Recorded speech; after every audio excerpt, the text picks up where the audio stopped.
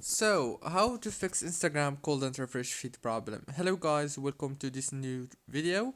I'm gonna show you how to fix Instagram cold and refresh feed in less than 1 minute. So, all what you have to do is open the settings on your phone, go to the wireless and networks, and then go to the airplane mode, enable it, and then go back to the settings, click on the apps.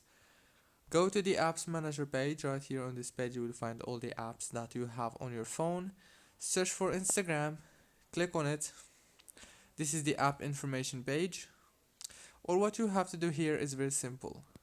Go down to the power usage details. Click down here on this force stop to stop the power analysis on Instagram. Go to the app launch. Disable the manage automatically option and then enable it again. Click OK.